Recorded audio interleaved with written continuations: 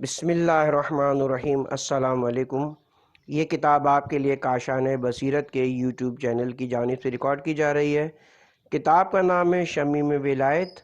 اب ہم کتاب کا پارٹ نمبر 6 پڑھیں گے، ولایت در قرآن فصل اول کا بقیہ حصہ۔ صفحہ نمبر 86 ولایت خدا میں منحصر ہے۔ قرآن حکیم کی وہ آیات جو ولایت سے مربوط ہیں، ان کے دو دستے ہیں۔ وہ آیات جو ولایت کو ذات خدا میں منحصر کر رہی ہے، یہ آیات خدا کے علاوہ کی ولایت کی نفی کر رہی ہیں۔ پھر وہ آیات جو غیر خدا کی ولایت کی نفی کرتی ہیں، کی بھی دو قسمیں ہیں۔ پہلا دستہ ان آیات کا ہے کہ جو دلالت کرتی ہیں کہ یہ کام غیر خدا کے بس کا نہیں ہے، اور دوسرا دستہ یہ بیان کر رہا ہے کہ غیر خدا کی طرف توجہ نہ صرف لغو اور عبث ہے بلکہ نقصان دہ بھی ہے۔ وہ آیات جو بیان کر رہی ہیں کہ ولایت ذات خدا میں منحصر ہے، غیر خدا اس کام کے لائق ہی نہیں ہے، یہ محدود آیات ہیں۔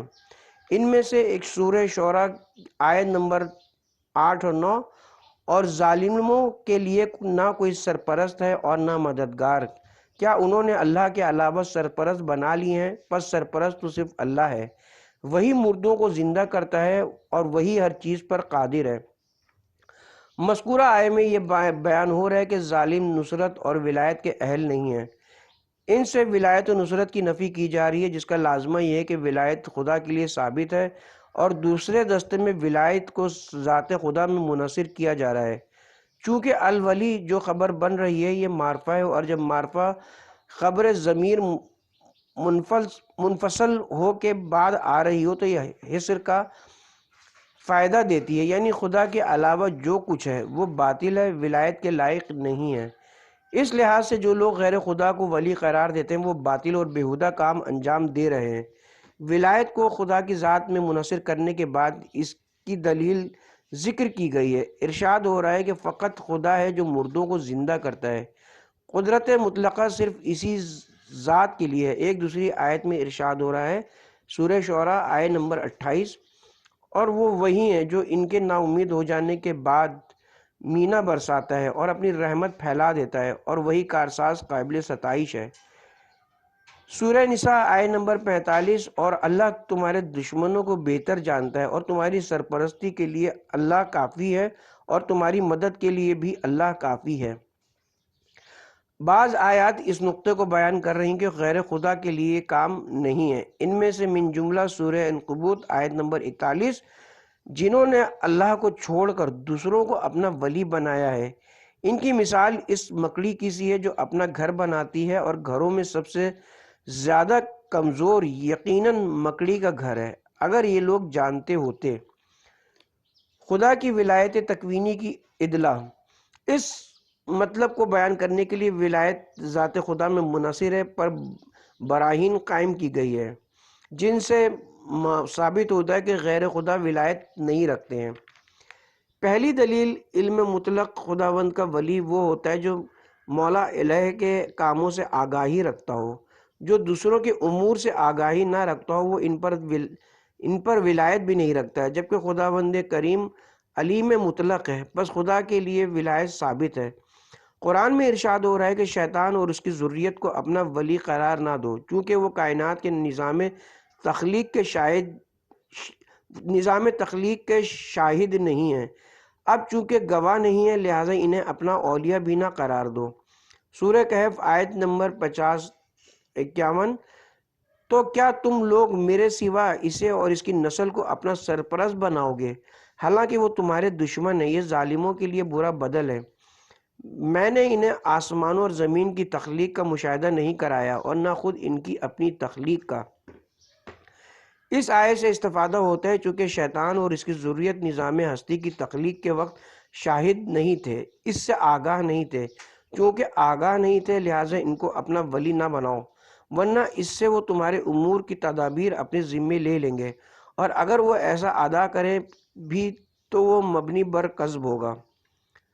دوسری دلیل، قدرت مطلقہ، ولی وہ ہے کہ جو مولا الہ پر قدرت رکھتا ہو، چونکہ جھوٹے اولیاء کا آفرینش و خلقت میں کبھی کوئی کردار نہیں رہا، لہٰذا انہیں اپنا ولی نہ بناؤ، چونکہ چونکہ خداوند قادر مطلق ہے، لہٰذا ہر چیز پر ولایت اس کی ذات میں منحصر ہے۔ تبھی ارشاد ہو رہا ہے سورہ کہف آیہ نمبر 51، میں کسی گمراہ کرنے والے کو اپنا مددگار بنانے والا نہیں ہوں۔ تیسری دلیل مالکیت مطلقہ خدا۔ جو بندہ دوسروں کی ولایت کو اپنے ذمے لے لیتا ہے، ضروری ہے کہ اولاً وہ ان کا خالق ہو، ثانیاً ان کے نفع و نقصان کا مالک ہو۔ چونکہ خدا اس نظام ہستی اور تمام انسانوں کا مالک ہے، ان کے نفع و نقصان کا مالک ہے، وہ سب پر ولایت مطلقہ رکھتا ہے۔ قرآن میں ارشاد ہو رہا ہے، ان سے پوچھئے آسمانوں اور زمینوں کا پروردگار کون ہے؟ کہہ دیجئے اللہ ہے۔ کہہ دیں تو پھر کیا تم نے اللہ کے سوا ایسوں کو اپنا اولیاء بنایا ہے جو اپنے نفع و نقصان کے بھی مالک نہیں ہیں؟ سورہ رعد آیہ نمبر 16۔ کبھی انسان گمان کرتا ہے وہ خود یا کوئی دوسرا اس کے امور کو چلانے کی طاقت رکھتا ہے، جبکہ قرآن میں ارشاد ہو رہا ہے وہ جو نظام آفرینش کو چلا رہا ہے وہ خداوند سبحان ہے، چونکہ وہی تو نفع و نقصان کا مالک ہے۔ اس کے بعد میں ارشاد ہو رہا ہے، کہہ دیجئے ہر چیز کا خالق صرف اللہ ہے اور وہ یکتا بڑا غالب آنے والا ہے۔ سورہ رعد آیہ نمبر 16۔ کہہ دو کہ خدا ہر چیز کا خالق ہے۔ اس اصل کو کہ خداوند خالق ہے کو مشرکین بھی قبول کرتے ہیں، مگر وہ خدا کی وحدت اور قہار ہونے کا انکار کرتے ہیں۔ اسی لیے تو آیت کے اختتام پر ارشاد ہو رہا ہے کہ خداوند کریم ہر چیز کا خالق بھی ہے اور واحد و قہار بھی ہے۔ بس اگر وہ واحد اور قہار ہے تو پھر اس کے مقابلے میں کوئی دوسرا نہیں ہے جسے رب سمجھ کر قبول کیا جا سکے۔ ولایت تشریعی ذات خدا میں منحصر ہونے کے دلائل۔ حکمت الہی کے تقاضے کے عین مطابق انسان ایک ہدف کے تحت خلق ہوا ہے۔ انسان اپنی تخلیق کا اصل ہدف و مقصد اس دنیا میں حاصل نہیں کر پاتا، چونکہ عدالہ کی روشنی میں ہدف تزاحم و اختلافی صورتحال اختیار کر چکا ہے۔ یہ ہدف تخلیق حیات جاویدہ کی صورت میں ہی متحقق ہو سکتا ہے، اور اس ہدف تک رسائی حاصل کرنے کے لیے ایک معین شدہ راستے پر چلنا ضروری ہے تاکہ اس راہ پر چل کر ہدف تک پہنچا جا سکے۔ وہ راستہ جو انسان کو ہدف تک پہنچاتا ہے، اس کا نام دین اور صراط مستقیم ہے۔ دین ایسے قوانین کا مجموعہ ہے جو اپنے ہدف سے ہم آہنگ ہوئے ہے۔ کوئی ایک ایسی ہستی ہو سکتی ہے جو انسانوں کے لیے اس دین کو وضع کرے اور وہ اس کے ہدف یعنی معاد انسان سے آگاہ بھی ہو۔ وہ تنہا ذات خداوند کریم کی ہے جو انسان کی معاد سے آگاہ ہے، لہٰذا یہ اسی ذات کو زیبا ہے کہ وہ انسان کی تربیت کے لیے قانون سازی کرے اور اس کے اہداف بھی مقرر کرے۔ انسان کی معاد و قیامت سے جہالت سبب بنی ہے کہ خداوند کریم نے رسول اکرم صلی اللہ علیہ وآلہ وسلم کو اس جہاں کے باسیوں کے لیے مابعوث فرمایا ہے۔ سورہ سبا آیہ نمبر 28۔ اور ہم نے آپ کو تمام انسانوں کے لیے بھیجا ہے۔ انسان کو وہ چیزیں تعلیم دینا چاہ رہے ہیں جن کا حاصل کرنا انسان کی طاقت سے باہر ہے، جیسا کہ ارشاد ہو رہا ہے سورہ بقرہ آیہ نمبر 151۔ ہم نے تمہارے درمیان خود تمہیں میں سے ایک رسول بھیجا جو تمہیں ہماری آیات پڑھ کر سناتا ہے اور تمہیں پاکیزہ کرتا ہے اور تمہیں کتاب و حکمت کی تعلیم دیتا ہے، تمہیں ان چیزوں کی تعلیم دیتا ہے جو تم نہیں جانتے تھے۔ ہم نے پیغمبر اکرم صلی اللہ علیہ وسلم کو مبعوث کیا تاکہ تم انسانوں کو وہ خبر سکھائیں کہ جس کا سیکھنا حتماً تمہارے بس میں نہیں ہے، چونکہ انسانی علوم جتنی بھی ترقی کر لیں وہ عالم طبیعت تک ہی محدود ہوتے ہیں، جبکہ قیامت کا علم اور اشیاء کے حقائق کا علم جو قیامت اور عالم برزخ میں آشکار ہوگا، ایسا علم ہے کہ علوم انسانی اور ان کے تجربات اسے حاصل کرنے کی قدرت نہیں رکھتے ہیں۔ ان علوم کو حاصل کرنے کا راستہ صرف غیب کا شہود ہے جو صرف وحی الہی اور الہام الہی کے ذریعے حاصل ہو سکتا ہے۔ مثال کے طور پر انسان غیبت کے حرام ہونے کی مثال کہاں سے لائے گا جو قرآن نے بیان کی ہے کہ غیبت کرنا گویا مردار کھانے کے برابر ہے۔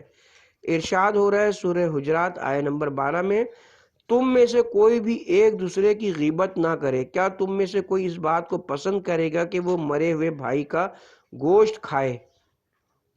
غیبت کرنے والے انسان میں مردار کھانے کے اثرات کا انسانی علوم سے ہرگز کوئی تعلق نہیں ہے۔ جب تک یہ ترقی علوم کے ذریعے کشف نہ ہو جائے، اس راہ کو کشف کرنے کا ذریعہ مسائل برزخ کا شہود اور قیامت کے موافق پڑاؤ کا شہود ہے۔ اس لحاظ سے انسان اپنی طرف سے اشیاء کے حرام و حلال ہونے کا حکم صادر نہیں کر سکتا، چونکہ یہ انسان ان تمام نوابغ اور فرزانہ روزگار سے قطعاً جاہل ہے جن کے ابلاغ کے لیے نبی رحمت کو مبعوث کیا گیا ہے۔ یہ انسان امر نادان ہے، حتیٰ کہ فرشتے بھی ایک انسان کامل کے علوم سے کہ جن میں علوم الہی بھی شامل ہیں سے جاہل ہیں۔ جیسا کہ حضرت آدم علیہ السلام نے جب فرشتوں کو اسما حقائق سے آگاہ کیا، ان کی تعلیم دی، تبھی وہ آگاہ ہوئے ہیں۔ سورہ بقرہ آیت نمبر 31۔ خداوند نے آدم کو اسماء و حقائق سے آگاہ کیا، پھر فرمایا سورہ بقرہ آیت نمبر 33، اے آدم فرشتوں کو حقائق کی تعلیم دو۔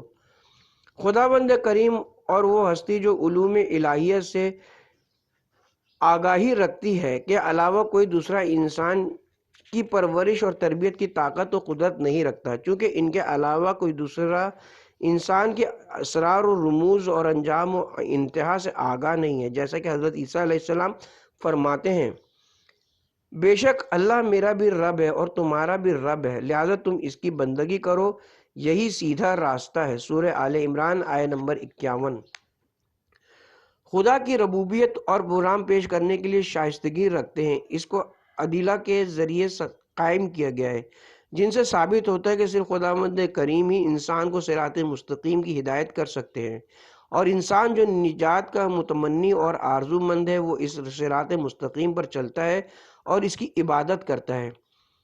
گزشتہ ادلہ کے علاوہ قرآن کریم کی بہت زیادہ آیات دلالت کرتی ہیں کہ ہدایت کرنا صرف خداوند کریم کا کام ہے۔ سورہ بقرہ آیت نمبر 120، چونکہ ہدایت منحصر ہے ہدایت الہی میں، اس ذات کے علاوہ ہر سو گمراہی اور ضلالت ہے۔ سورہ یونس آیت نمبر 32، پھر حق کے بعد گمراہی کے سوا کیا رہ گیا؟ اس لحاظ سے اب اگر کوئی وحی خدا کے بغیر کسی چیز کے حلال یا حرام ہونے کا حکم دیتا ہے تو گویا اس نے ذات خدا پر افطرا اور جھوٹ باندھا ہے، جیسا کہ ارشاد ہو رہا ہے، اے رسول تم کہہ دو کہ کیا خدا نے تمہیں اجازت دی ہے یا تم خدا پر جھوٹ اور افطرا باندھ رہے ہو۔ ایک دوسرے مقام پر ارشاد ہو رہا ہے، سورہ نحل آیت نمبر 116، جن چیزوں پر تمہاری زبانیں جھوٹے احکام لگاتی ہیں ان کے بارے میں نہ کہو یہ حلال ہے اور یہ حرام ہے، جس کا نتیجہ یہ ہو کہ تم اللہ پر جھوٹ افطرا باندھو۔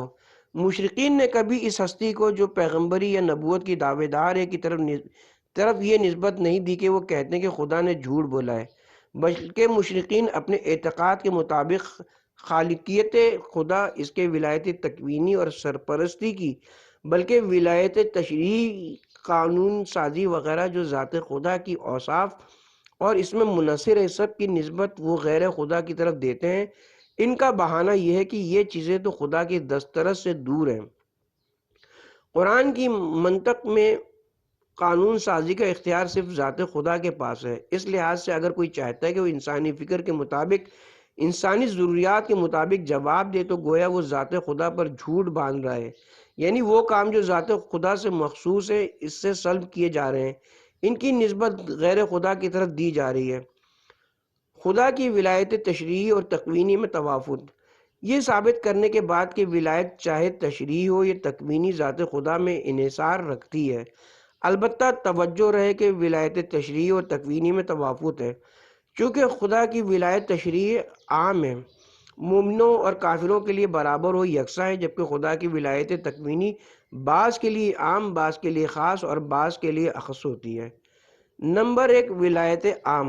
خدا کی ولایت عامہ کے ساتھ اس کی ربوبیت مطلقہ بھی ہے، جس طرح خدا کی ربوبیت عام ہے جو تمام موجودات کو شامل ہوتی ہے، اسی طرح اس کی ولایت بھی عام ہے اور تمام موجودات کے لیے برابر و مساوی ہے۔ یہ ولایت تمام موجودات، مومنین، کفار، حتیٰ کہ شیطان وغیرہ، بلکہ اس عالم ہستی کی تمام موجودات کو شامل ہوتی ہے۔ اس کی دلیل یہ ہے کہ اس کی مخلوق ہیں، اس ناطے سے یہ خدا کے محتاج ہیں اور اس ذات کے مقابلے میں ذلیل اور حقیر ہیں۔ یہ عبارت دیگر ولایت عام ربوبیت مطلقہ کا نتیجہ ہوتی ہے، جبکہ ولایت تکوینی عام ہے، یہ انسان اور غیر انسان دونوں کو اپنے ماتحت لیے ہوئے ہوتی ہے۔ جبکہ ولایت عام تشریح انسان سے مخصوص ہے۔ اس کی عمومیت اس اعتبار سے کہ یہ مومن اور غیر مومن دونوں کو شامل ہے۔ بالفاظ دیگر ولایت تشریح کا تعلق تمام انسانوں سے، چاہے وہ کافر ہو یا مومن، دونوں کے لیے برابر و مساوی ہے۔ یعنی ہر عاقل و بالغ فرد خدا کی ولایت کے ماتحت ہے، یعنی کفار و منافقین اہل ایمان کی طرح اصول تکلیف دین کے مکلف ہیں۔ ان کا بھی وظیفہ ہے کہ وہ اصول دین پر عقائد رکھیں۔ اس کے بعد فروع دین کے عقیدے کی نوبت آتی ہے۔ نمبر 2، ولایت خاص۔ وہ ولایت ہے جو صرف مومنین کے ساتھ مخصوص ہے، چونکہ خدا نے ولایت تشریعی کی اساس پر راستہ طے کرنے کی توفیق معین کر رکھی ہے اور یہ مومنوں کو عطا کر رکھی ہے۔ تکالیف شرعی کا انجام دینا اور اس کی کشش ایک امر وجودی ہے جو سبب خاص سے نمو پاتی ہے۔ پس اگر کوئی اس سبب سے رابطہ کرنے سے محروم ہے تو اسے کبھی بھی یہ توفیق نصیب نہیں ہوگی۔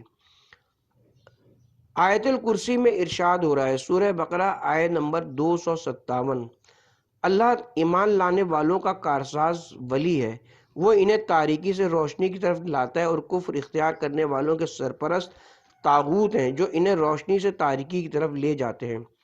یہ آیت ولایت خاص پر نگراں ہے۔ خدا مومنوں کا ولی ہے جو انہیں تاریکی سے نور کی طرف لے کر جاتا ہے۔ ان کے مقابلے میں طاغوت و شیطان ہے جو کافروں کا ولی ہے جو انہیں نور سے تاریکی کی طرف لے کر جاتا ہے۔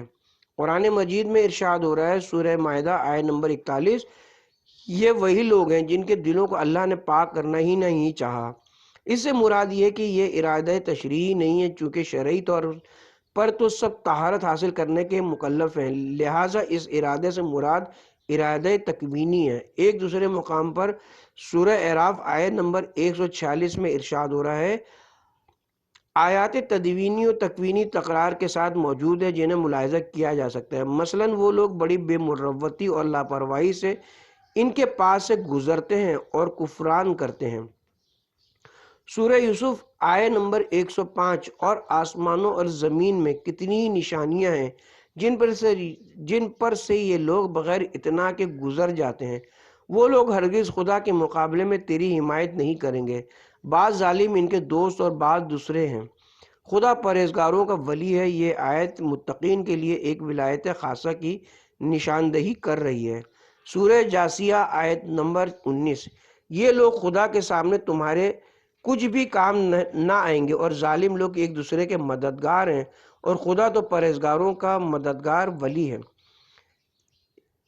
سورہ نحل آیت میں ولایت شیطان کے بارے میں بحث کی گئی ہے۔ ارشاد ہو رہا ہے، اللہ کی قسم، آپ سے پہلے بہت سی امتوں کی طرف ہم نے رسولوں کو بھیجا، لیکن شیطان نے ان کے اعمال انہیں آراستہ کر کے دکھائے، پس آج وہی ان لوگوں کا سرپرست ہے اور ان کے لیے دردناک عذاب ہے۔ یہ آیت خدا کی ولایت خاصہ پر دلالت کر رہی ہے، اس جہت سے کہ ان شیطان کی ولایت کا تعلق صرف ان افراد سے ہے کہ جو مسلک ایمان پر کاربند تھے، خدا کی ولایت خاصہ کے تحت تھے اور پھر خارج ہو گئے ہوں۔ سورہ اعراف میں ارشاد ہو رہا ہے، سورہ اعراف آیت نمبر 27، اے اولاد آدم، شیطان تمہیں کہیں اس طرح نہ بہکا دے جس طرح تمہارے ماں باپ کو جنت سے نکلوایا اور انہیں بے لباس کیا تاکہ ان کے شرم کے مقامات انہیں دکھائے۔ بے شک شیطان اور اس کے رفقائے کار تمہیں ایسی جگہ سے دیکھ رہے ہوتے ہیں جہاں سے انہیں تم نہیں دیکھ سکتے۔ ہم نے شیاطین کو ان لوگوں کا آقا بنا دیا ہے جو ایمان نہیں لاتے۔ شیطان کو مومنوں کے علاوہ کا ولی و سرپرست بنایا گیا ہے، مگر اس سے قبل خداوند کریم نے ان پر وحی نازل کر کے عقل اور وحی کے ذریعے حجت تمام کر دی تھی۔ ولایت خاصہ بالواسطہ یا بلا واسطہ۔ خدا کی ولایت خاصہ کی کبھی بغیر واسطے کی نسبت دی جاتی ہے، جیسا کہ پہلے والی آیات میں اشارہ ہو چکا ہے، اور ہم نے کہا تھا کہ خداوند کریم مومنوں اور متقیوں کا ولی ہے، اور کبھی ایک واسطے کے ذریعے نسبت دی گئی ہے جیسا کہ اس آیت میں ارشاد ہو رہا ہے۔ سورہ فصلت آیت نمبر 30، وہ لوگ جو کہتے ہیں کہ اللہ ہمارا رب ہے پھر اس پر قائم رہے، ان پر فرشتے نازل کیے جاتے ہیں، نہ انہیں خوف ہوتا ہے نہ حزن و ملال۔ مومنین پائیداری اور استقامت کے سبب خدا کا خاص فیض فرشتوں کے ذریعے حاصل کرتے ہیں۔ ولایت اخص، یہ وہ ولایت ہے جو خداوند کریم انبیاء اور اولیاء پر رکھتے ہیں۔ انبیاء اور اولیاء اس ولایت سے شرف یاب ہوتے ہیں، جبکہ پروردگار اپنے رسول کی زبان سے ارشاد فرما رہے ہیں۔ سورہ اعراف آیت نمبر 196، بے شک میرا آقا تو وہ اللہ ہے جس نے کتاب نازل کی اور جو صالحین کا کارساز ہے۔ یہ ولایت متوسط اور عرف عام میں موجود انسانوں کے لیے نہیں ہے، یہ خصوصی رحمت اور ایک خاص قسم کی عنایت ہے جو اللہ تعالیٰ صرف اپنے انبیاء اور اولیاء پر کر رہے ہیں۔ اس آیت میں ارشاد ہو رہا ہے کہ ولی میں خدا ہوں جس نے قرآن نازل کیا۔ یہاں حکم وصف پر معلق ہے، اور حکم کا وصف پر معلق ہونا اشارہ ہے علت کی طرف، یعنی اولیاء الہی کا راستہ قرآن کا راستہ ہے۔ میں اعتصام با قرآن اور حبل اللہ سے تمسک کے بعد صالح ہوا ہوں۔ جو بھی ولایت کے اہل ہوگا وہ خدا کی ولایت کے ماتحت آ جائے گا۔ اولیاء اور انبیاء کی ولایت، ویسے ولایت میں اہم ترین چیز ہے انبیاء اور اولیاء کے لیے ولایت کو ثابت کرنا کہ کیا رسول اکرم ائمہ اطہار اور مومنین ولایت رکھتے ہیں۔ اگر ثابت ہو کہ ولایت رکھتے ہیں تو کیا اس کے مدارج اور مراتب ہیں یا نہیں۔ انبیاء اور اولیاء کی ولایت کی بحث کا آغاز کرنے سے قبل ایک مسئلہ پیش کرنا ضروری ہے کہ اگر انبیاء اور اولیاء کے لیے ولایت ثابت ہے تو پھر کیا ولایت تشریعی ہے یا تکوینی؟ یہ ولایت خدا کی ولایت کے نہ طول میں ہے نہ عرض میں۔ خدا کی ولایت کے عرض میں کوئی ولایت قرار نہیں دی جا سکتی۔ اس کی دلیل یہ کہ کسی کی بھی ولایت بالاصل اور مستقل نہیں ہوتی۔ اس لحاظ سے اگر کسی کے لیے ولایت ثابت ہو جو اصل بھی نہ ہو اور مستقل بھی نہ ہو تو خدا کی ولایت جو مستقل اور بالاصل ہے کہ عرض میں قرار نہیں دی جا سکتی۔ البتہ اس کی دلیل کہ خدا کی ولایت کے طول میں کوئی ولایت قرار نہیں دی جا سکتی یہ ہے کہ خدا کی ولایت جو احد و صمد ہے، لا متناہی اور حد و حصر کی قید سے آزاد ہے۔ چونکہ لا متناہی ہے تو پھر کسی خاص مقت تک ہرگز محدود نہیں ہوگی۔ اس قطع کے بعد کسی اور ولایت کی نوبت یا باری آ سکے۔ خداوند صمد ہونے کی دلیل سے کسی دوسرے کے لیے کوئی جگہ نہیں چھوڑتے ہیں۔ سورہ زخرف آیت نمبر 84، اور وہ وہی ہے جو آسمان میں بھی معبود ہے اور زمین میں بھی معبود ہے۔ وہی ہے جو زمین اور آسمان میں خدا ہے، قطع نظر اس کے کہ اس کی خدائی کا حریم زمین و آسمان نہیں ہے۔ بالفاظ دیگر خدا کی ایک واضح ترین صفت اس کا لامحدود ہونا ہے۔ اس کے ثابت کرنے سے خدا کی کبریائی کا دامن تمام نواقص جو محدود ہونے کے سبب عارض ہو رہے تھے سے منزہ و مبرہ ہے۔ حضرت امام علی علیہ السلام ارشاد فرما رہے ہیں، سورہ نہج البلاغہ خطبہ نمبر 152، اگر کوئی خدا کو محدود کرے گا تو گویا وہ پروردگار کو شمار اور گنتی میں لے آئے گا، اس سے پروردگار کی ازلیت باطل ہو جائے گی۔ مقام ثبوت میں روشن اور واضح ہے۔ علت آغاز غیر محدود ہونے کی دلیل کی بنیاد پر ہے کہ تمام سلسلوں میں اس کی ہستی موجود اور حاضر ہے، لا محدود ہے، اور اس کے طول و عرض میں کوئی اس کی علت نہیں بن سکتا۔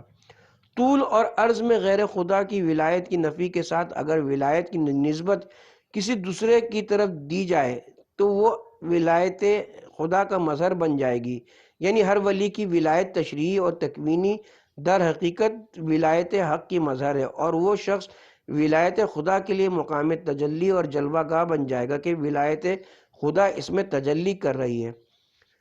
تجلی ولایت کی تمثیل، خداوند متعال کی ولایت کی تجلی اور جلوہ گر ہونے کی مثال کہ وہ اپنے مقامات پر تجلی و ظہور کرتی ہے، یہ کہ شیشہ آئینے کی مثال، جو بھی شیشے کے سامنے کھڑا ہوگا وہ شیشے میں سے نظر آئے گا۔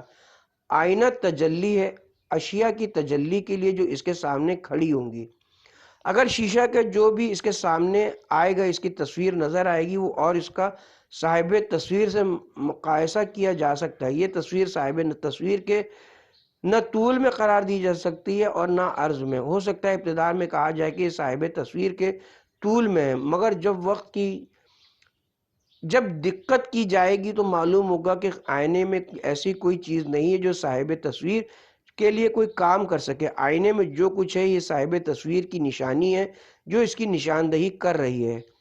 یہ جہان اور کائنات توحید افعالی کی اساس پر، جیسے کہ قرآن کریم کی بڑی لطیف اور ظریف تعبیر ہے، یہ حضرت حق کی نشانی ہے۔ یہ علامات اور آیت نشانی از خود کوئی چیز نہیں رکھتی ہیں، چونکہ اگر نشانی اور آیت میں کوئی ان کی اپنی چیز بھی ہو تو پھر یہ علامت اور آیت نہیں بن سکتی ہے، بلکہ یہ تو حجاب بن جائے گی۔ جبکہ یہ عالم کائنات اپنے تمام شعون کے ساتھ اللہ کی نشانی ہے۔ اس جہان میں ہمیں کوئی ایسی چیز نہیں ملتی جو اس کے حجاب ہونے پر دلالت کرے اور کہے کہ یہ حضرت حق کے لیے مرات و آئینہ نہیں ہے۔ کیا ولایت اور توکل و تفویض میں فرق ہے؟ یہاں ایک نقطہ بیان کرنا ضروری ہے، اور وہ یہ ہے کہ ممکن ہے کہ تصور کیا جائے کہ اگر کوئی ولی اللہ ہو جائے اور ولایت کے مقام پر فائز ہو جائے تو کیا خداوند کریم کے جو اپنے افعال کام ہیں، جیسے اس کائنات میں تخلیق وغیرہ کرنا، یہ بھی ولی اللہ کو تفویض کر دیے جائیں گے کہ وہ ولی خدا خود مستقل طور پر عمل کرے گا؟ یا اگر کوئی ولایت الہی پر فائز نہیں ہوتا اور اپنے گناہوں کی وجہ سے خدا سے دور ہو جاتا ہے اور خداوند کریم بھی اسے اپنے حال پر چھوڑ دیتے ہیں، وہ اپنے کاموں کو وکیل کے ذریعے آزاد چھوڑ دیا جاتا ہے۔ ممکن ہے کہ بعض دعاؤں سے استدلال بھی کیا جائے، مثلا جب ہم دعا کرتے ہیں کہتے ہیں ہمیں اپنے غیر کے حوالے نہ کرو، یا فرمان ہے اے پروردگار مجھے اپنے نفس پر واگزار مت کر۔ ہم اس سوال کے جواب میں کہیں گے کہ ایسے امور کا اولیاء الہی کو تفویض کرنا اور ان پر توکل کرنا دلائل عقلی اور نقلی سے محال ہے۔ اس محلات پر دو عقلی برہان قائم کیے گئے ہیں۔ برہان اول، یہ برہان تب قائم اور واضح ہوگا جب ہم ربوبیت مطلقہ اور خدا کے لامحدود ہونے کو حد اوسط قرار دیں گے۔ چونکہ خدا کی ربوبیت لامحدود ہے، لہٰذا ممکن نہیں ہے کہ پروردگار اس جہاں کے کسی گوشے کو چاہے اس کا تعلق تکوین سے ہو یا تشریع سے، اپنے علاوہ کسی دوسرے کو تفویض کر دے۔ وہ بھی اس طرح کہ ربوبیت مطلقہ خدا ان میں کسی قسم کا کردار ادا نہ کرے، نہ حدود و سع اور نہ بقا، ورنہ تو اس کی ربوبیت محدود ہو جائے گی، جبکہ خدا کبھی محدود نہیں ہو سکتا۔ بنابراین تکوین یا تشریع کے امور کو فرشتوں، انبیاء یا اولیاء کو تفویض کرنا محال ہے۔ برہان دوم، اس برہان کی حد اوسط آپ موجودات امکانی ممکن الوجود کی جمع کی فقیر و محتاج ہونے کو قرار دیں۔ برہان قائم کرنے کی صورت یہ ہوگی کہ فقر مقوم ہے موجودات امکانی کی ذات کے لیے، جو موجود ذاتی طور پر فقیر و محتاج ہے، اسے اس کے حال پر چھوڑ دینا اس کے وجود کو معدوم کرنے کے مترادف ہے۔ اب اگر آپ اس کے ذمے ایسے امور بھی لگا دیتے ہیں جبکہ وہ فقر و احتیاج تو پہلے سے رکھتا ہے، لہٰذا یہ ممکن نہیں ہے۔ ان دو براہین کی روشنی میں غیر خدا پر توکل بے معنی ممکن نہیں ہے۔ اس دعا کا کیا مطلب ہے؟ اے پروردگار مجھے میرے یا میرے علاوہ کسی کے حوالے نہ فرمانا۔ فرماتے ہیں کہ اس سے مراد یہ کہ خدایا اپنا خصوصی لطف و فیض مجھ سے سلب نہ فرمانا، نہیں تو میں شیطان کی ماتحتی میں چلا جاؤں گا۔ مزید وضاحت کے لیے عرض ہے، خداوند کریم کی رحمت اور ربوبیت کی دو قسمیں ہیں: نمبر ایک رحمت اور ربوبیت مطلقہ، نمبر دو رحمت اور ربوبیت خاصہ۔ نمبر ایک تدبیر عمومی سے مراد وہی ربوبیت مطلقہ یا ربوبیت مطلقہ، اس کی وسعتیں خدا کے علاوہ فرشتوں، اولیاء، حتیٰ کہ شیطان، بلکہ جنت جہنم سب کو شامل ہیں۔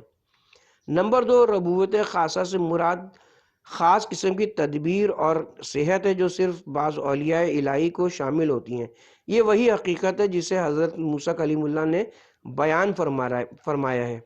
سورہ شعراء آیت نمبر 62، میرا پروردگار یقیناً میرے ساتھ ہے، وہ مجھے راستہ دکھا دے گا۔